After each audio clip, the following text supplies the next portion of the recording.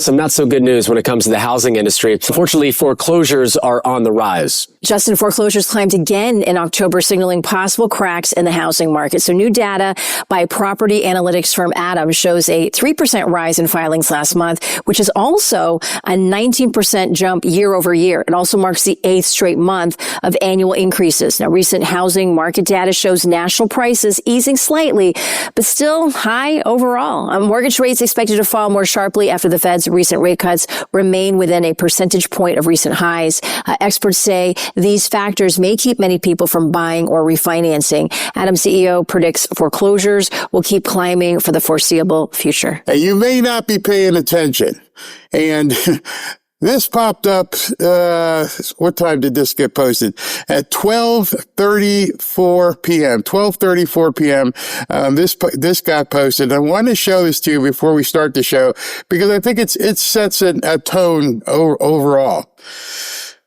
New foreclosures jump 20% in October, a sign of more distress in the housing market.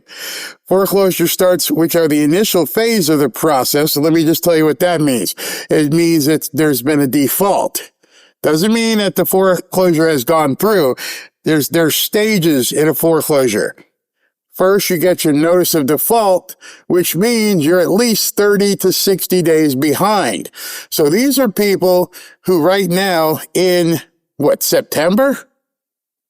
Yeah, maybe September, stop paying their mortgage. Now they're getting their default notices to start the foreclosure process or list pendants, which is something else I'd get into with you. Let's see here, which rose 6% for the month, were 20% higher year over year. Completed foreclosures, the final phase, when they actually take your home from you and auction it off, are up 32% year over year. Nationwide. Foreclosures, read that again, completed foreclosures, the final phase, were up 32% year over year. Florida, South Carolina, and Illinois led the nation in state foreclosure filings. Understand what you're reading there is people already got involved in mortgages that they may not have been able to pay. They went in and got in over their head. Now, it's very important with everything you see going on. We're going to talk about that. But when you see this kind of stuff and you see it happening and you see the signs, remember, you guys just watched the movie The Big Short. Now, did some of these happen because it happened to coincide with the shutdown? Not sure. But as we're seeing this, and we're seeing it's up 32% year over year, now you couple that with what everybody is screaming about on X, and now you just watched the movie with me, The Big Short, and right now lights should be going off as you see this. Foreclosure filings climbed again in October after previously hitting historic lows in recent years. While the numbers are still small, the persistent rise may be a sign of cracks in the housing market. There were 36,000 U.S. properties with some type of foreclosure filing in October, such as default notices and what I was saying. And this is the important thing I wanted to point out for those of you who watched the movie. Those of you who didn't watch the movie, you may want to go back and watch the movie now that you're seeing it repeat itself. I posted something earlier today and I said, people who don't know their history, they're doomed to repeat it. It was 3% higher than September and a 19% jump from October 2024 and marked the 8th straight month of annual increases. And you can go through here and you can read all this information that you want, but this is what we talked about on the other day when we saw the movie. I told you that the entire 2008 debacle, when everything crashed, and you saw it in the movie, is when foreclosure defaults got to 8%. And during the movie, the guy was talking, and he's like, yeah, so where are we at now? We're already at 4%. Well, At the peak of the Great Recession, over 4% were in foreclosure. In addition, 4% of mortgages are delinquent. At the peak of the financial crisis, almost 12% were. So no foreclosure tsunami to worry about. Everything here is fine. Do you know what the default rate is today before all the nonsense that they're talking about? Do you have any idea what the default rate is right now? Right now, we're right about 4. It's about 3.75% of nationwide defaults, and there's other default areas that pockets are even higher. So we're approaching that 4% bells and whistle time to go off. And people who understand this are looking at this. And the reason why I'm even sharing it with you is because these are the type of things I look at and make me do less videos, because it means the real estate market is about to go on fire. I'm not a realtor. I'm an investor. I do not buy properties to move in. I buy properties as a commodity. I buy properties from people who are in trouble. I buy properties from banks that are in trouble who say, I need to move this piece of crap. Just like they said in the movie, how many are you willing to buy? Now, I'm not one of those guys who's walking in and saying, hey, give me $50 million worth of your bad loans. That's not me. I'm at a much smaller scale. But now we're all starting to see this stuff going, the meter is popping.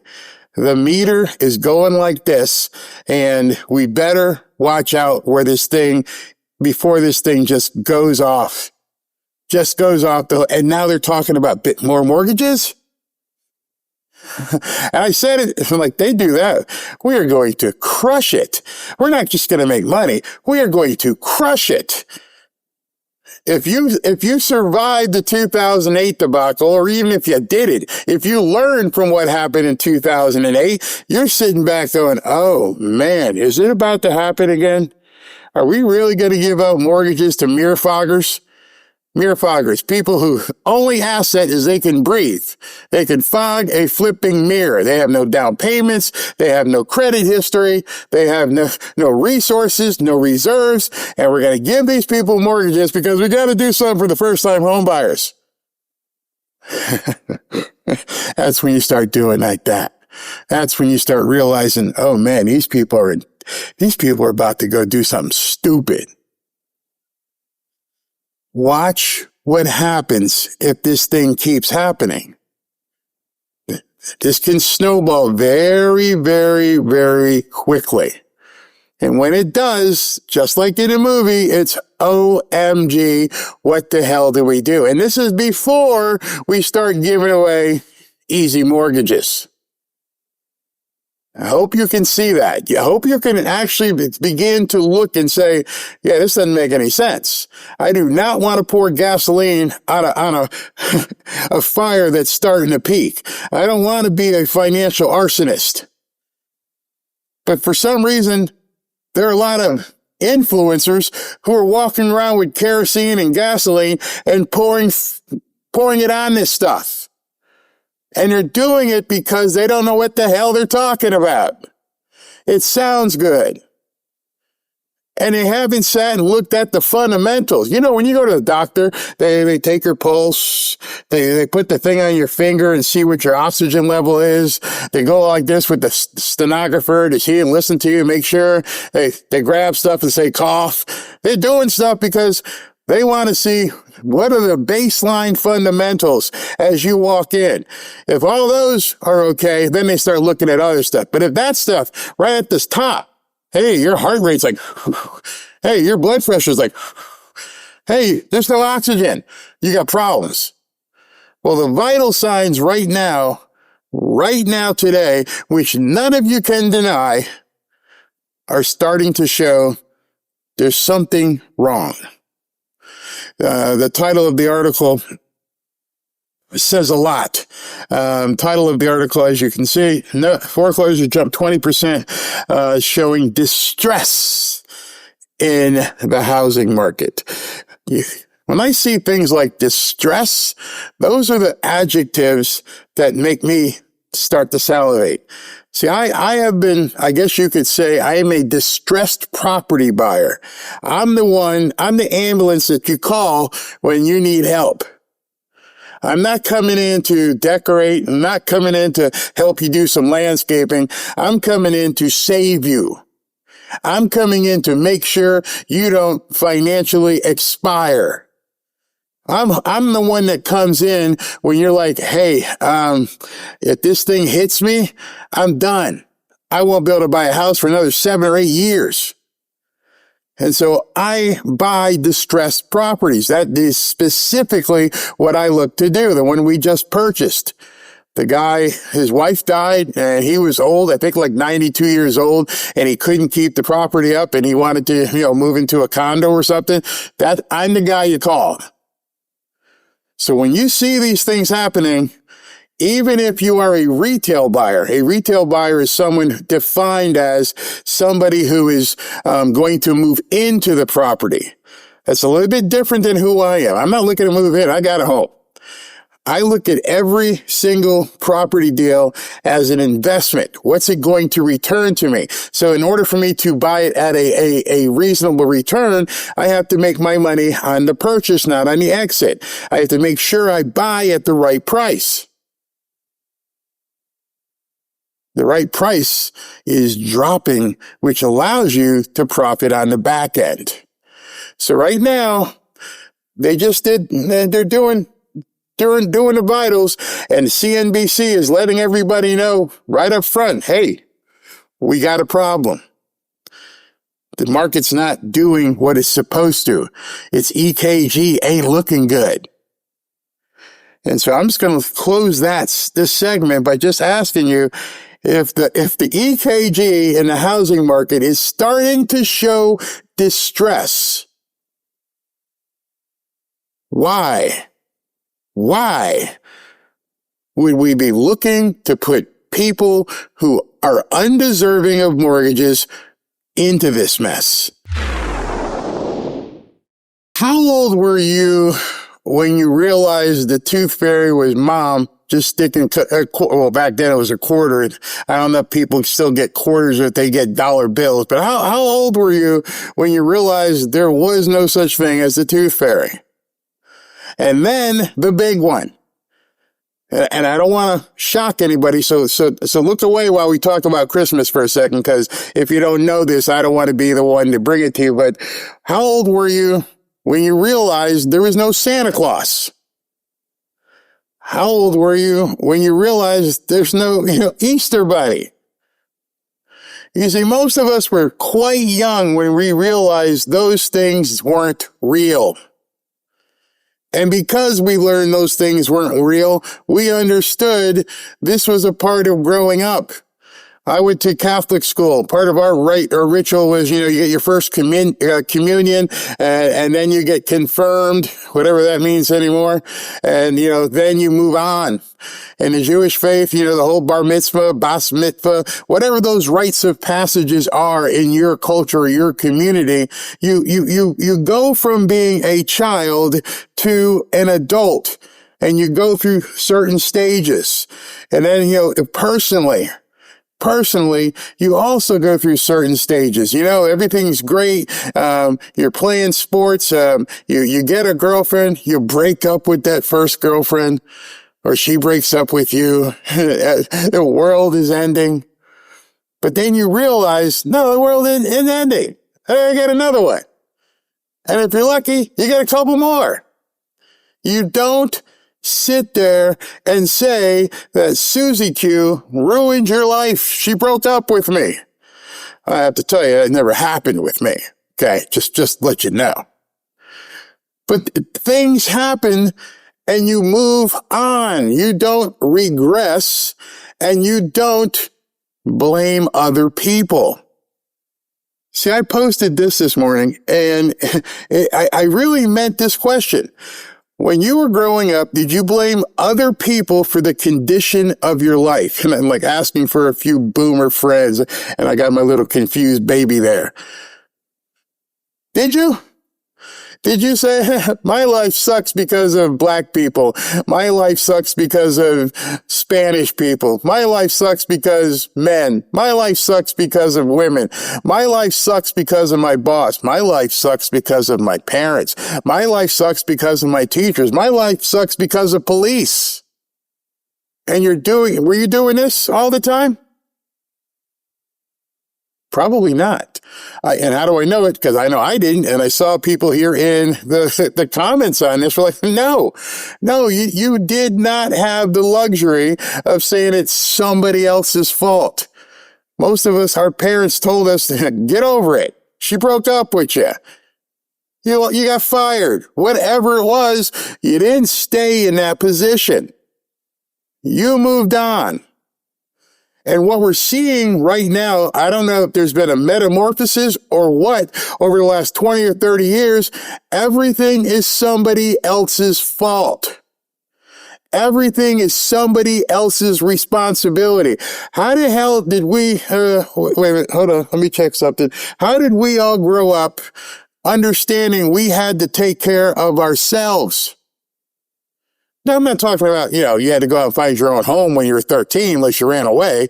When I ran away, I think it lasted like 4 hours because I got hungry. And my mom knew. She's like, you leaving? Yeah, I'm leaving. Okay.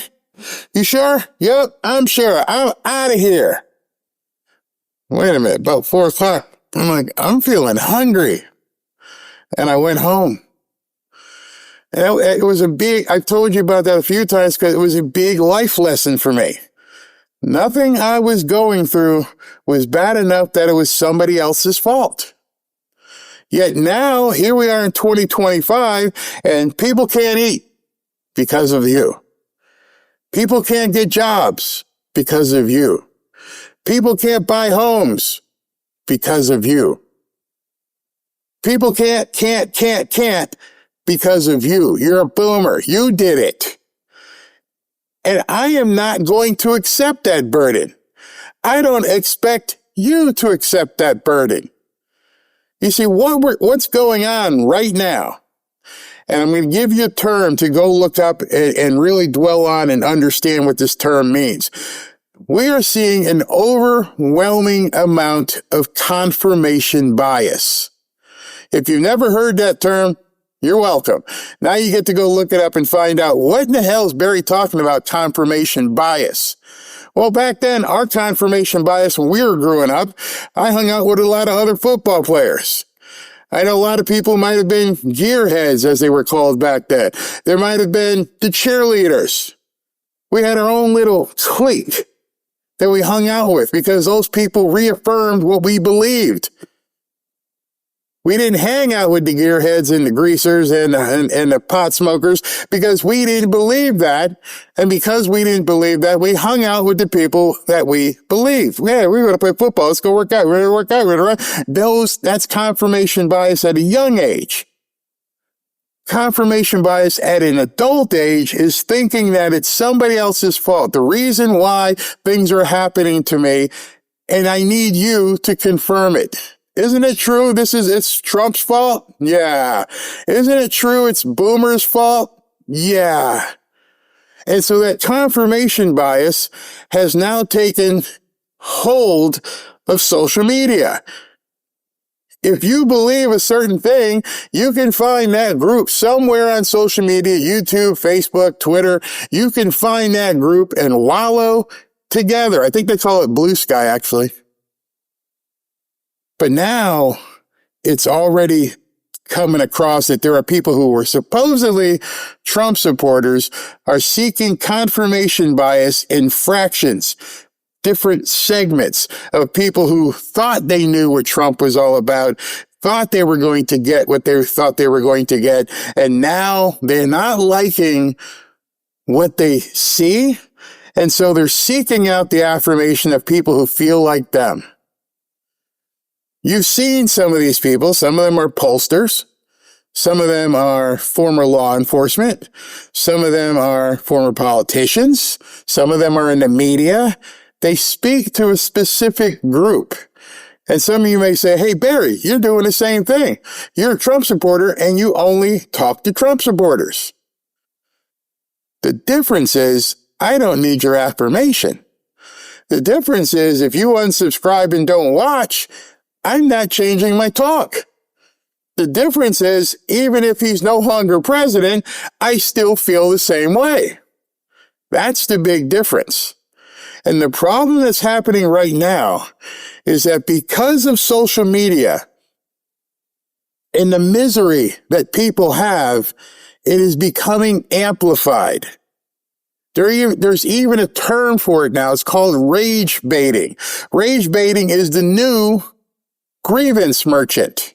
You see, I know if I started talking crap about Trump, I would attract a certain element. And that element is all over X. They're looking like roaches trying to find out where can I glom onto because of my confirmation bias and the ability for my rage baiting. And the problem with X and some of these networks is that they encourage it by paying people to do it. And I don't mean that Elon Musk is actually cutting a check and telling people, go ahead and rage bait, but essentially he is. People have figured out, if I talk crap about Trump, if I talk crap about boomers, there are going to be so many people who are so pissed off at boomers that I will get a lot of people to come watch my stuff. And the more people that come watch my stuff, I can make money, even if I don't mean it.